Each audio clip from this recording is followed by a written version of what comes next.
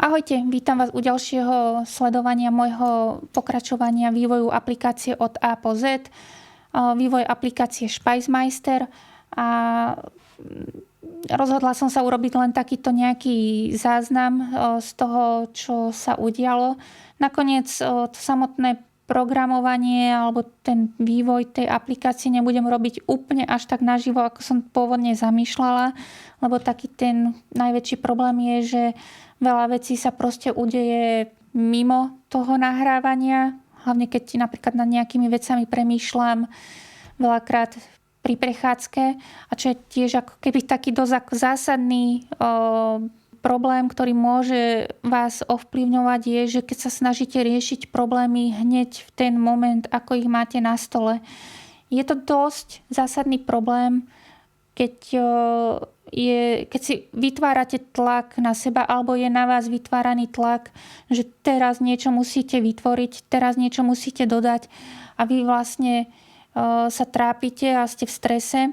A ten mozog z nejakého dôvodu v takomto prostredí v skutočnosti funguje veľmi neefektívne, lebo vytvára hormón, ktorý sa nazýva že kortizol, a ten spôsobuje, dá sa povedať, taký blackout v hlave.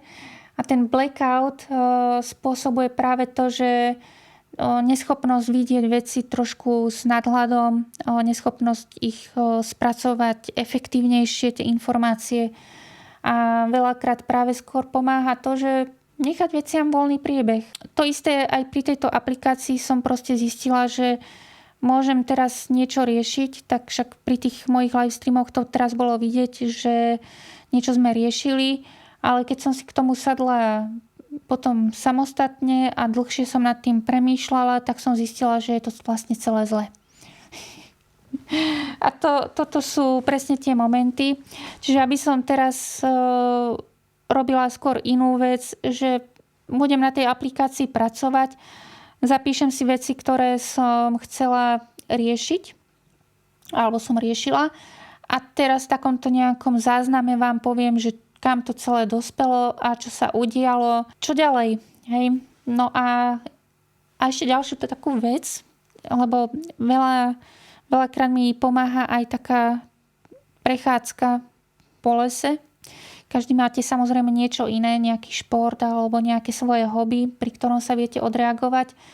A v skutočnosti veľakrát tie problémy dokážete skôr vyriešiť práve tým, že svoj mozog zamestnáte nejakou inou činnosťou, napríklad tým, že idem do toho lesa, prejdem sa v lese a po 10 minútach si uvedomím, že aha, už viem, ako vyriešiť ten problém. Alebo proste premýšľam.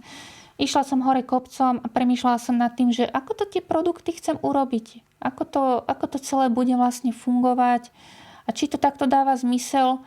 A po 15 minútach prechádzania sa po lese som zistila, že aha, však ono sa to dá vyriešiť aj ináč. Takže to je dnešná téma, že ako celé sa to pomenilo. Takže poďme sa pozrieť na to bližšie. Pôvodne som tu,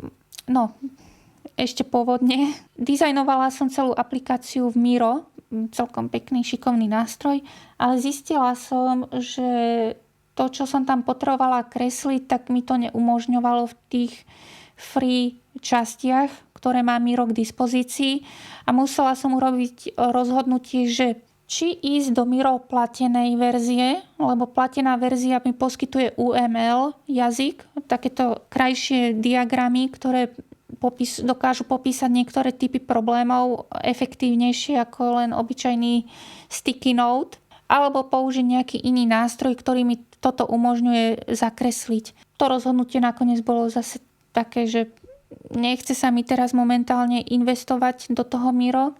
Mimochodom to Miro je fakt, že super, len teda jednoducho potrebujem zakresľovať teraz veci v UML-ku, aby to bolo efektívne. Na to som skôr použila aplikáciu, ktorá sa nazýva že Draw.io. Tu dám asi aj takto sa volá, že app.diagrams.net. A začala som teda kresliť takýto trošku väčší diagram dátových entít. To, čo nás teraz v podstate zaujíma, sú len tie zelené štvorčeky, tieto ostatné farebné si všímať nemusíte. Pôvodný nápad môj bol ten, existuje nejaký produkt, z ktorého vychádzajú nejaké itemy a z neho vychádzajú stock itemy. Tá myšlienka celá pôvodne bola na tom, že ak mám napríklad mlieko je produkt, hej. Konkrétne mlieko, ktoré chcem kúpiť, dajme tomu, ja ani neviem, aké sú vlastne mlieka, dajme tomu bratislavské mlieko, hej. Bratislavské mlieko je konkrétny nejaký výrobok daného produktu. Takže mlieko ako produkt, bratislavské mlieko ako výrobok, item. A teraz, keď som chcela, že potrebujem teraz zapísať konkrétny item do mojej chladničky, tak to som nazvala, že stock item. Že to je nejaká inštancia toho konkrétneho produktu, výrobku v mojej chladničke. A toto, keď som nad tým premýšľala, tak si hovorím, že ale to je tak komplikované, že kebyže som teraz nad tým celým procesom mala riešiť ďalšie veci, tak je to komplikované. A toto je presne ten mentálny proces, že vy si to nakreslíte a uvažujete nad tými scenármi, že ako to reálne použiť. A ja som musela urobiť zásadné rozhodnutie, že mám produkt a mám item. Nič viac. Ale pôvodná myšlienka bolo, že zadávam len ten stock item. Hej? Ako keby až tie konkrétne inštancie toho, čo chcem mať v tej chladničke. No a to vychádza ako keby z toho, že musím mať konkrétny výrobok, pasujem to na nejaký konkrétny produkt. A tu nastáva ten problém, že človek, keď to bude zadávať v tej aplikácii, tak ho zbytočne tlačím do toho, že musí to zadávať ako predmety. A tu muselo prísť k môjmu veľmi zásadnému rozhodnutiu a potlačeniu ega, že to, že ja si myslím, že takto by to malo byť, neznamená, že je to správne. To, čo sa snažím povedať, je, že vždy záleží na tej brutálnej jednoduchosti aj toho, ako navrhnete ten samotný proces toho, ako ten človek má pracovať s tou aplikáciou. Ak niekto príde a začne používať tú vašu aplikáciu, tak si to doslova predstavte tak, že je to človek, ktorý je úplne nepozná vašu aplikáciu, chce si tam proste zapísať to mlieko a jeho nezaujíma, či je to bratislavské mlieko, jeho nezaujíma vlastne nič, on tam chce zapísať len to mlieko. Ísť na to opačne, tým najjednoduchším možným scenárom.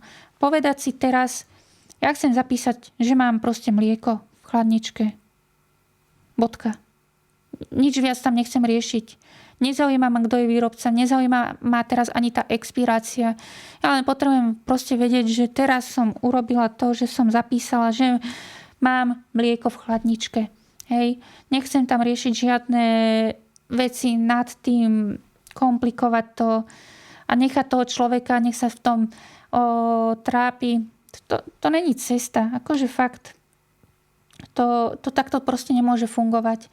A to, čo vy teraz potrebujete tomu človeku poskytnúť, je prostredie, v ktorom je možné vytvoriť jednoduchú aplikáciu alebo ten jednoduchý proces, ale zároveň nad tým postaviť aj celú tú funkcionalitu, ktorú chcete ďalej umožňovať. To znamená, že ja keď tam napríklad teraz chcem vložiť do tej aplikácie tú funkciu toho, že chcem evidovať aj tie jednotlivé itemy, tak to nemôže vychádzať z toho, že ja nútim človeka tam dávať tie itemy. Musí to vychádzať z toho, že ten človek chce evidovať tie itemy. Neviem to ináč teraz popísať. Musím si to lepšie premyslieť v hlave, aby som to na budúce povedala lepšie, ale v podstate ide o to, aby ste nekomplikovali život tomu vašemu používateľovi tej aplikácie. To je celá myšlienka kľúčová. No a aby to celé teda dávalo zmysel, že kam som sa dopracovala, pôvodne som produktom mala len čisto niečo, čo referencuje všetko ostatné dokola. Ale teraz to mám obrátene, že produkt je to, čo človek zadáva vo svojej aplikácii. Čiže ak je to mlieko, ak je to žiarovka, zubná pasta alebo čokoľvek, tak je to proste produktom. A ak človek bude chcieť konkretizovať, že mám bratislavské mlieko, mám, ja neviem, zubná pasta, tak to je item, hej? Čiže obratila som tú logiku, že chcem ísť od toho jednoduchšieho k tomu zložitejšiemu, nie naopak. No a teda produkt sa rozšíril o nejaké ďalšie prvky, ktoré hovoria, že mám tu teda nejaký unit, decay, bla bla bla, to si vysvetlíme za chvíľku, ale to, čo je tu podstatné, je tento, že records, tento element, ktorý hovorí, že chcem buď basic alebo items. Tu nastáva práve ten môj zlomový bod osvietenia, že čo keby človek chcel zadať fakt len mlieko. Chcem mať v aplikácii len mlieko, tak ja môžem povedať, že chcem mať produkt mlieko a chcem si k nemu evidovať len merné jednotky a amount. Hej? Že koľko mlieka mám v lítroch. Hej? Mňa nezaujíma, že či sú to 3 krabice, 4 krabice. Ja proste viem, že mám 2 litre mlieka, bodka, hotovo. Čiže evidujem len mlieko v litroch, amount 2. Hej? A vtedy tento records bude typu basic. To znamená, že ja evidujem, že ten môj produkt je typu basic. To znamená, že nevyžaduje žiadnu ďalšiu analytiku nad tým produktom. Môžem si evidovať napríklad informácie o tom, že kedy som zadala to množstvo alebo kedy som zadala tú zmenu, ale neevidujem napríklad žiadnu expiráciu, neevidujem konkrétny produkt, výrobok teda. A to ma ani nezaujíma, hej. To, čo bude potom podstatné, bude tento item. A v prípade, že mám používateľa, ktorý už je taký, že ja si tu chcem ale evidovať konkrétne krabice mlieka, potrebujem vedieť, že kedy mi expirujú, tak vtedy tento produkt si v aplikácii prepne do takého, že advanced módu. Ja som to tu nazvala, že items. A v tom momente sa mu odomýka tá možnosť, že môže pridávať ďalšie itemy do toho produktu. Všetko to bude len o tom, že ako potom nadizajnovať to používateľské prostredie, tak aby bolo dostatočne intuitívne, že človeku poskytuje jednoduché prostredie, ale má tam ten prepínač, že OK, ja teraz som advanced používateľ, ja tu zapínam nejakú chytrejšiu analytiku a už sa mu odomýka možnosť, že bude môcť napríklad do mlieku pridávať konkrétne itemy a už konkrétne itemy majú informáciu o tom, že kto je vendor. Tu by napríklad mohla byť nejaká budúca referencia, ale zatiaľ som tu dala ako string. Samotný item je teda konkrétny výrobok. Item teda obsahuje ďalšie nejaké informácie aj napríklad už o nutričných hodnotách. Ale rozmýšľam, že tie nutričné hodnoty dám aj priamo na produkt. Že nemusia byť nutne len na úrovni itemu. To sú presne tie veci, na ktorými ešte teraz dneska budeme premýšľať, že ako to ďalej nadizajnovať, aby to celé fungovalo. No teraz rozmýšľam, že tým, že som tu prekreslovala celé, tak som tu veľa vecí vyhodila a chýba mi tu napríklad expirácia, teraz pozerám. Čiže konkrétny item by mal mať informáciu o tom, že kedy má expiráciu. Teraz rozmýšľam, ten amount tam asi nedáva zmysel. No a toto sú presne tie momenty, kedy človek musí nad tým celým premýšľať tak, aby to dávalo vo výsledku zmysel, lebo tento proces reálne vie ušetriť strašne veľa času potom v budúcnosti pri dizajnovaní tej aplikácie. No a čo sa týka ostatných vecí, stock item, vlastne z tohto stock item budem veľa vecí prepisovať do itemu, čiže nechám to len na týchto dvoch elementoch, že produkt a item. Ono to bude dávať potom viacej zmysel, keď to začneme kresliť do konkrétneho wireframeu tej aplikácie, že keď si predstavíme, že ako tá aplikácia bude reálne vyzerať, tak vtedy to bude dávať zmysel a vtedy možno zistíme, že lebo ten proces nakoniec môže byť taký, že ja to síce teraz nadizajnujem zase nejako, pomaly toto je už asi tak, že tretia iterácia a to sa bavíme len o tom, ešte sa nebavíme o dizajne, bavíme sa len o modeli toho, že ako aplikácia bude fungovať, s akými dátami a podobne. Môže sa stať, že zase pri tom wireframeovaní zistím, že ono to nedáva moc takto zmysel a zasa budem musieť vrátiť k tejto analýze a zase to prekopať. Akože tak sa to proste deje a diať sa to bude, lebo jednoducho nedokážete to vymysleť na 100% všetko, hej. Toto všetko je pre mňa ako keby evidencia len tých konkrétnych predmetov, výrobkov alebo produktov. A potom samozrejme ešte tu mám product kategóriu, ktorú som ale zrušila, lebo si hovorím, že pre tento typ aplikácie nakoniec kategorizácia produktov asi nedáva zmysel.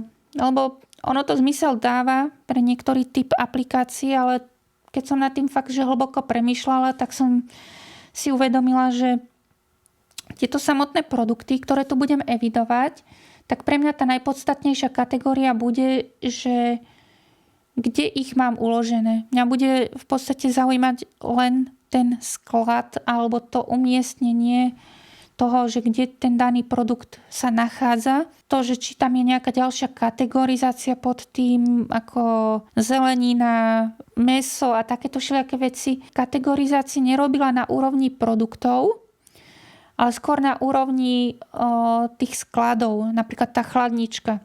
Že ak zase brať tak úplne, že jednoducho, že ukladám produkt do nejakého konkrétneho umiestnenia, napríklad tá chladnička, a potom by som ešte umožnila používateľovi, že nastav si v tom svojom sklade, ja to nazývam sklad, hej, a nastav si v tom sklade napríklad poličky, hej, alebo nejaké kategórie tovaru, kam ich ukladáš, aby ty si vedel, že OK, mám chladničku, v ktorej mám 3 poličky a na každú poličku si dávam, na prvú si dávam, ja neviem, zeleninu, na ďalšiu si dávam mliečne výrobky a potom tam mám nejaké mäso, a mám mrazák, hej, že mám 4 takéto kartotéky, do ktorých ukladám samotné predmety, tie produkty. A v podstate toto je asi jediná kategorizácia, ktorá ma v tomto ohľade najviac zaujíma, lebo ma zaujíma len to, že mám kategorizované veci podľa toho, kde ich mám umiestnené a buď tam sú, alebo tam nie sú. To, že či je to produkt taký alebo onaký, no tak to už je dané. Ja si myslím, že to je úplne nepodstatné, lebo vo výsledku, aj keď v tej chladničke bude ako keby chaos, buď si ten chaos upracuje v tom sklade, alebo jednoducho proste vidí všetky tie produkty radom. Lebo reálne, keď si to predstavíte, tú aplikáciu, že čo máte v chladničke, tak to chcete vidieť za sebou idúce produkty a nie ešte filtrovať to podľa nejakej kategórie potravín. Reálne potom aj samotných kategórií by vznikalo strašne veľa a viac by boli metúce tie kategórie ako tie produkty samotné s tým chaosom, ktorý bude v tom sklade. Takže som sa rozhodla, že produktové kategórie vylúčim. Systém item. V tej aplikácii budem ešte ponúkať možnosť receptov. A keďže teraz v tejto schéme novej používateľ vytvára svoje nejaké produkty, tie produkty nie sú mapované na nejakú konkrétnu entitu v systéme. To znamená, že ja si vytvorím mlieka, ja si vytvorím jablka, čokoľvek. Hej. Môže byť samozrejme možno, že to predvyplní používateľovi tá aplikácia, ale vo výsledku ten produkt je plne manažovaný tým používateľom.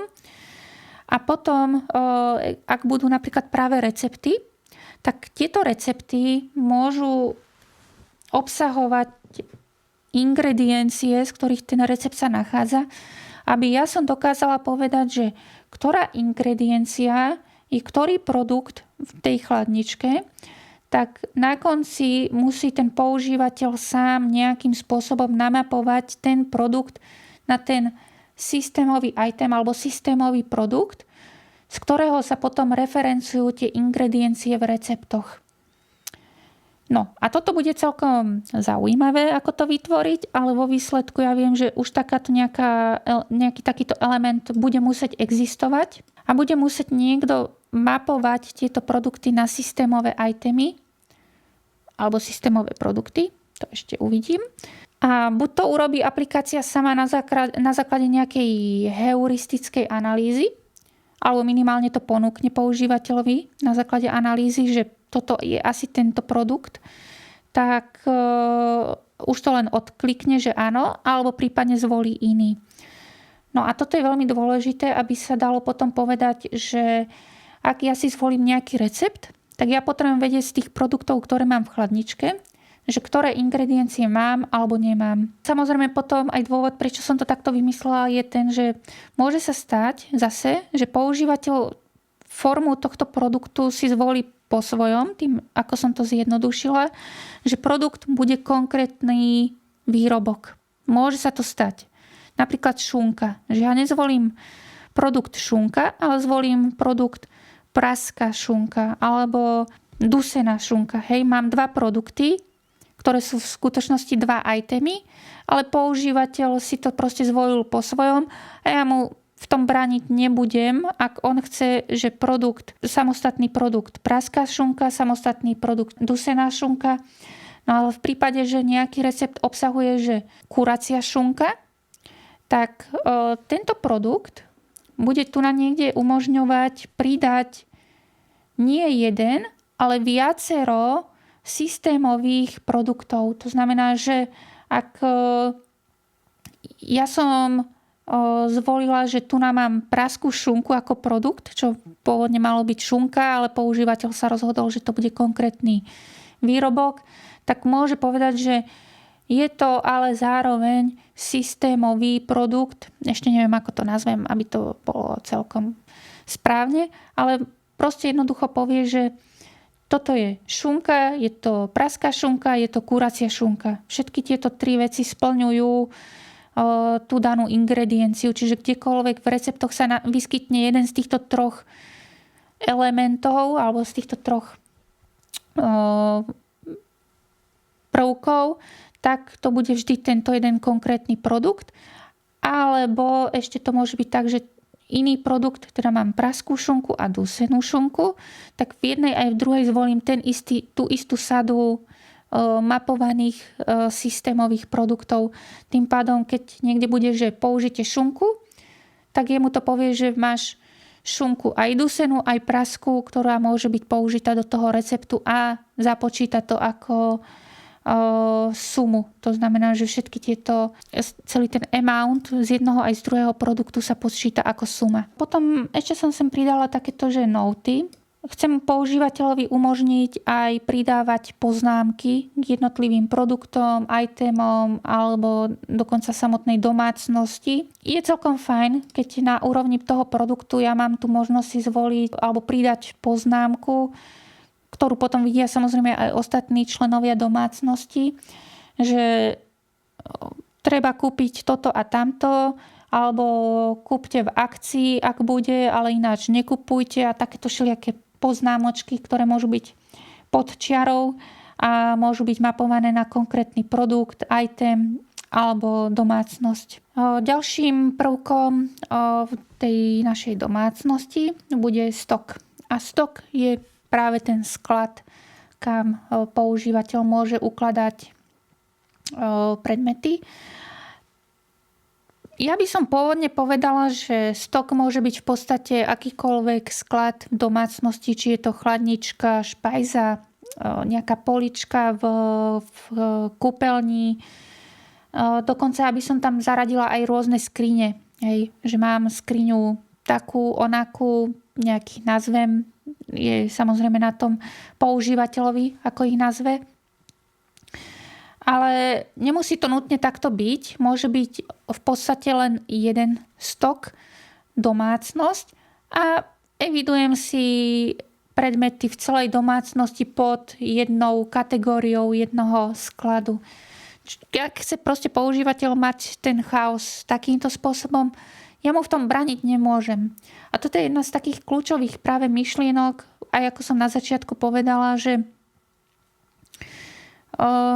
Snažte sa vždy, aj keď ste ten najchytrejší človek v tej miestnosti, tak ak chcete niečo vymysleť naozaj dobré, skúste nad tým premýšľať ako ten najjednoduchší človek na tej planéte. Keď to takto poviem.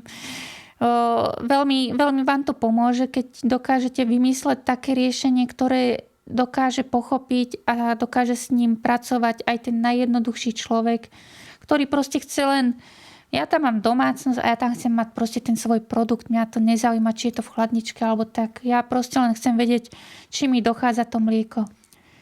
Nekomplikujte mu život. Keď to chce takto, tak to urobte. Lebo vo výsledku aj tá aplikácia bude jednoduchšia, keď ju urobíte takto. Ale tým, že viem, že tú aplikáciu chcem stavať aj na ďalších nejakých vrstvách a úrovniach, tak ja to proste tak vymyslím, aby keď tu mám nejaký stok, tak proste budem ich pridávať. Alebo jednoducho, keď používateľ povie, že nechce používať stok, tak ja tam vytvorím taký, že implicitný stok, pod ktorý to budem všetko evidovať, ale pre neho to bude transparentné. To znamená, že ja urobím tú aplikáciu tak, aby vo výsledku vizuálne bola použiteľná aj pre tú jednoduchú použiteľnosť, ale aj pre tú advanced používateľnosť alebo použiteľnosť. No a keď sme už teda pri tých domácnostiach, tak základom všetkého bude tento household, domácnosť. To znamená, že vždy bude aplikácia vytvárať nejakú domácnosť. Aj keď bude implicitná, to znamená, že používateľ sa zaregistruje, vytvorí si konto, tak aplikácia automaticky vytvorí nejakú no-name virtuálnu domácnosť, ktorú používateľ uvidí, ale reálne pre neho nemá žiadny význam. Lebo opäť, ak je človek sám v domácnosti a je len v jednej domácnosti, tak nemá zmysel ho komplikovať alebo ho zaťažovať tým, že vytvor si domácnosť. No tak vytvoríte proste tým, že vaša aplikácia robí to, že ponúka evidenciu zásob v domácnosti, nemá zmysel, aby ste ho zaťažovali nejakým procesom výroby domácnosti, ak viete, alebo je sám v tej domácnosti, tak na čo ho zaťažovať týmito vecami. No a samozrejme, pokiaľ ale domácnosť je väčšia, ten používateľ bude mať tú možnosť pridať ďalších používateľov do tej domácnosti a bude môcť aj už tú domácnosť nejak ďalej upraviť informáciami, nejakým description alebo čímkoľvek, čo bude potrebovať. Lebo môže sa stať, a teda sa to aj stáva, že človek vlastne nežije úplne vždy v jednej domácnosti alebo nespravuje vždy len tú jednu domácnosť. Môže sa stať, že napríklad dieťa žije v nejakej domácnosti v Bratislave, kam dochádza, napríklad intrak, žije zároveň ale aj s rodičmi. Zároveň máte babičku, ktorej treba sem tam nakúpiť veci, čo je ďalšia domácnosť. Vy ste tam len ako, nechcem povedať príživník, ale aj takí sú samozrejme. Ale napríklad práve táto aplikácia by mala poskytovať aj prostriedky pre zabezpečovanie domácnosti našich rodičov. Hej, že napríklad ja by som kľudne mohla byť v domácnosti dvoch.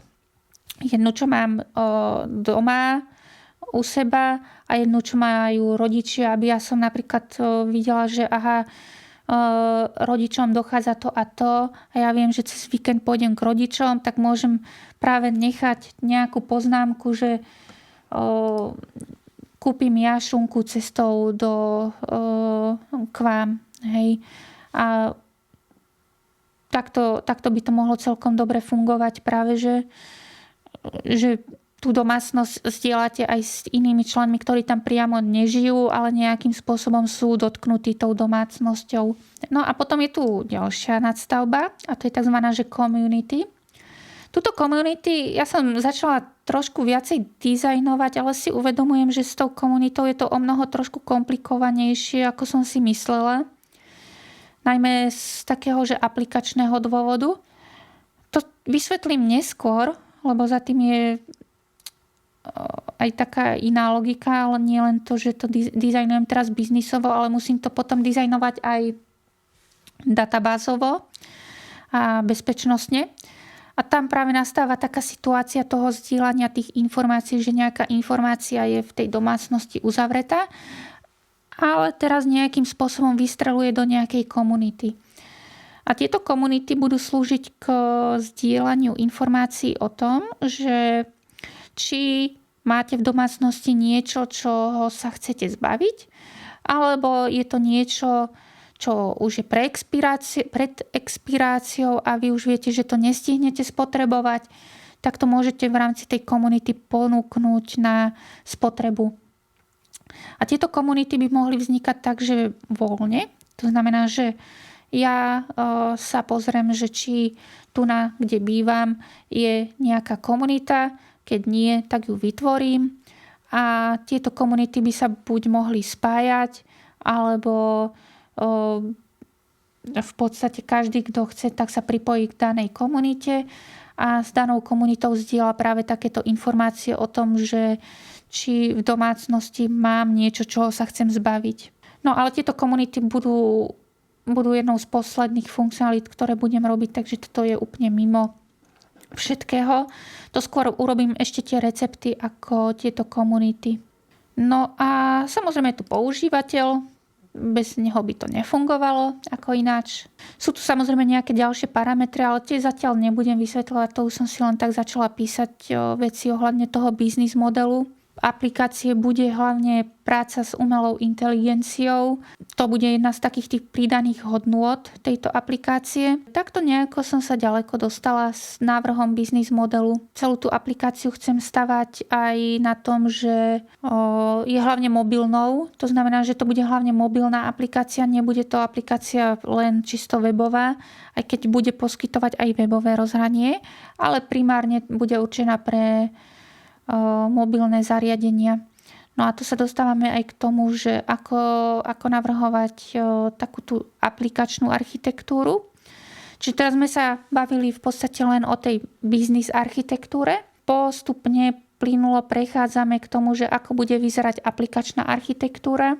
A tu som musela urobiť dosť ako veľa zásadných rozhodnutí. Aj tuto, ako som pri tých komunitách napríklad spomínala, že je tam nejaký technologický problém, tak ho môžem teraz trošku nadniesť, že do tej celej diskusie, že o čo ide. Pri jednom z prvých týchto live streamov som spomínala, že treba to dizajnovať formou oddelenia nejakých závislostí. Možno som spomínala už aj nejaké CQRS a takéto veci. Tak všetky tieto metodiky fungujú až do toho momentu, kedy zistíte, že nefungujú.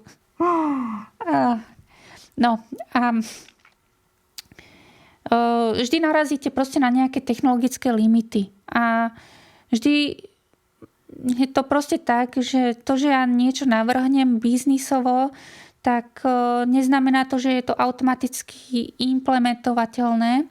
A je dosť veľkou chybou sa domnievať, že musí to byť implementované tak, ako to biznisovo je navrhnuté.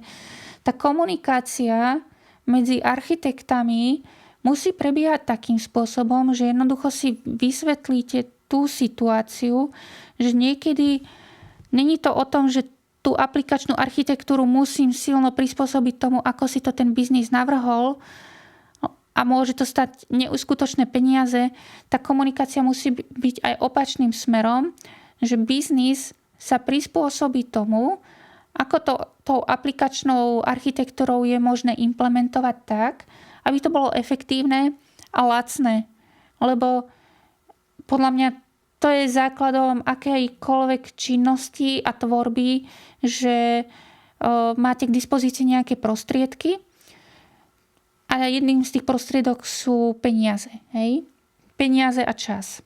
Vymysleť riešenie, ktoré stojí neskutočne veľa peňazí a neskutočne veľa času, není problém. Takže každodenne to vidím, že proste takéto riešenia vznikajú.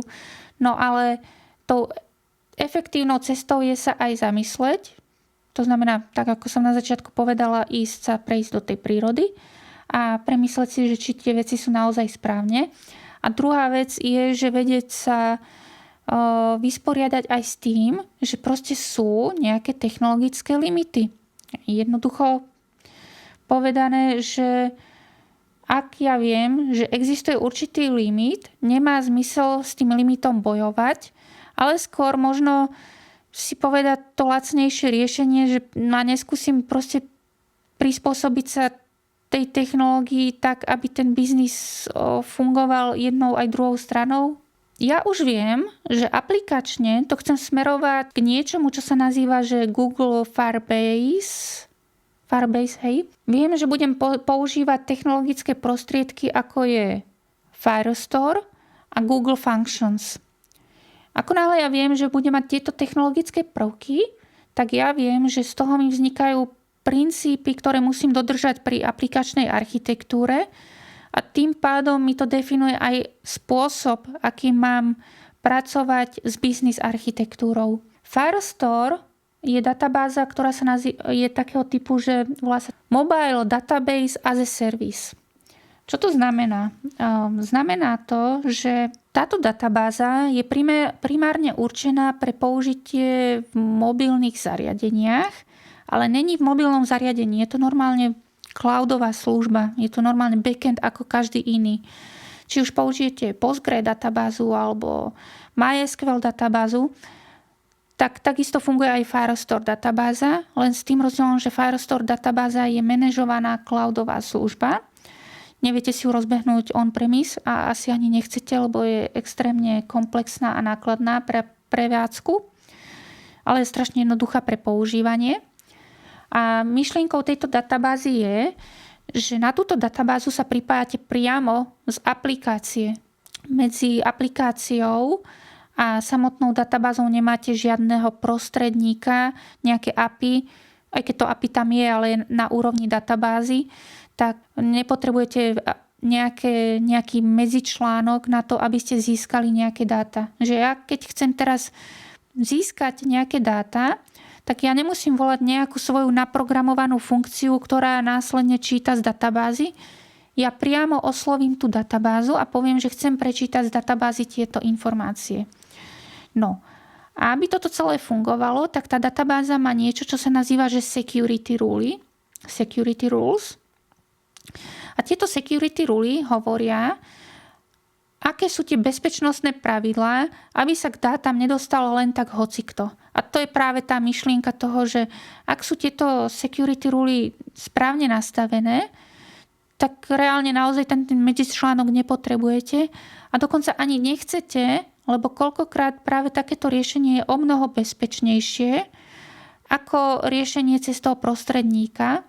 A to z toho dôvodu, že keby náhodou ja mám nejaký medzičlánok, nejakú svoju aplikačnú komponentu, ktorá spracúva tie informácie od používateľa a rozhoduje, že či má prístup alebo nemá prístup, tak ten najslabší článok tam v tomto momente je to, že pripojenie z vašej aplikačnej komponenty používate tzv.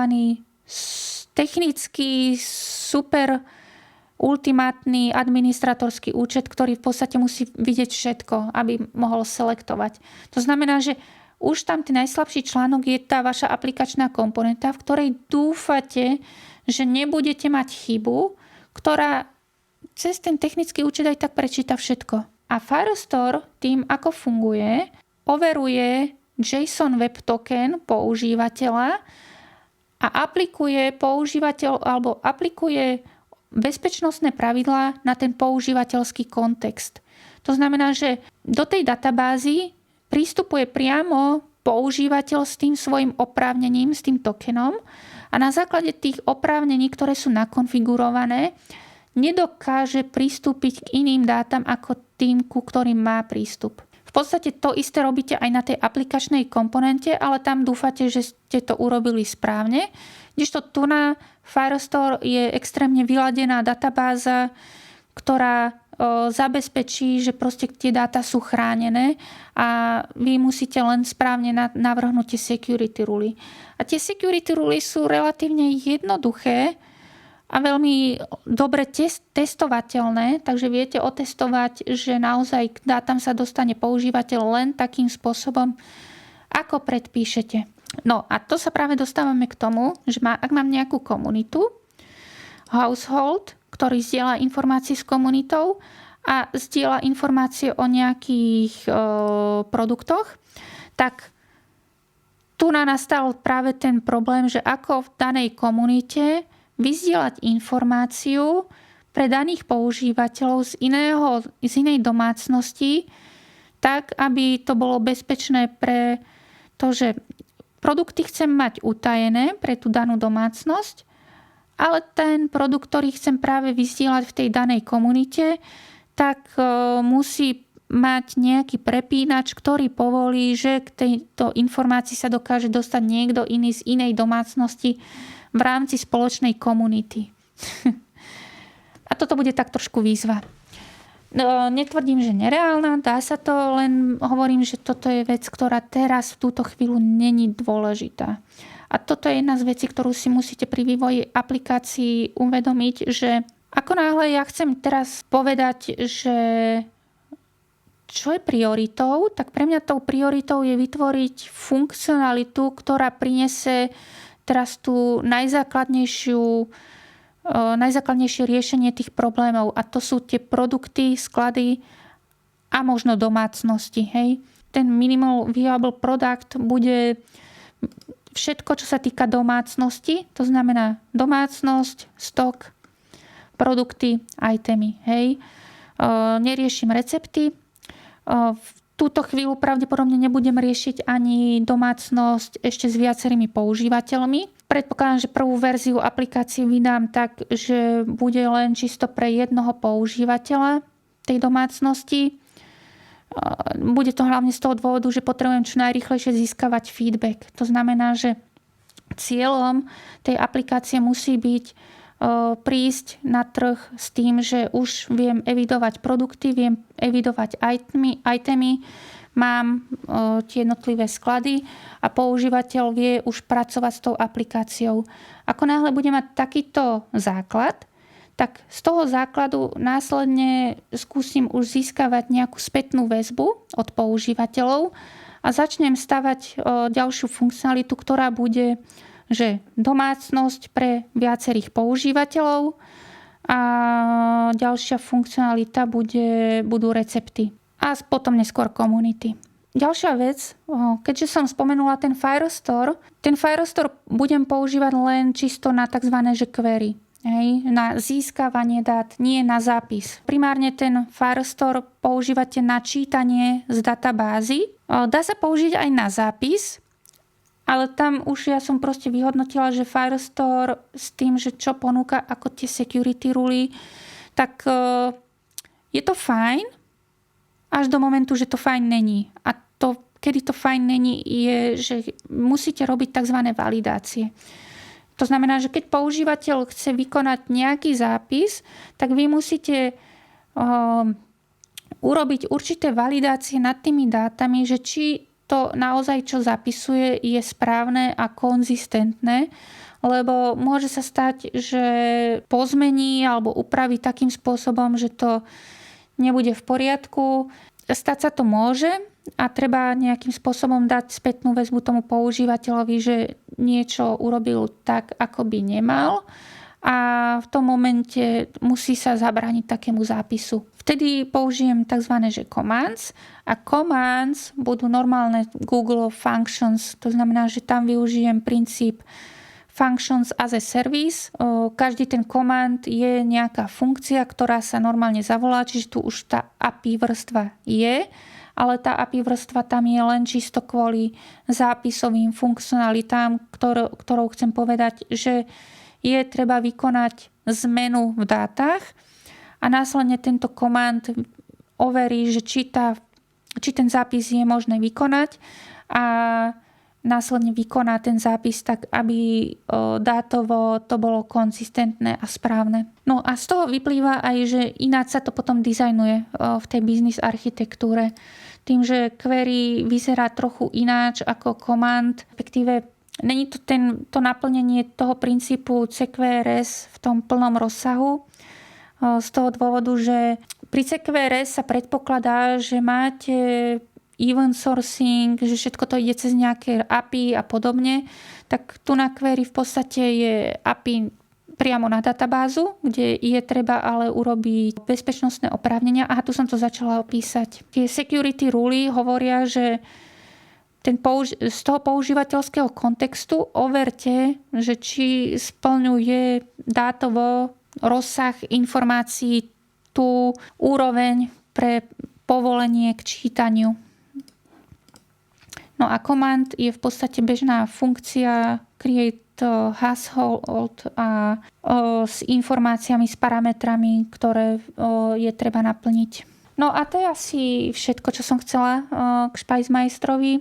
Ako vidíte, ono toho ešte bude celkom dosť, čo je treba vyriešiť. Díky moc za sledovanie. Ak máte otázky alebo pripomienky k Špajzmajstrovi, tak to napíšte dole do komentáru. To je na dnes všetko a díky moc za pozeranie. Čaute!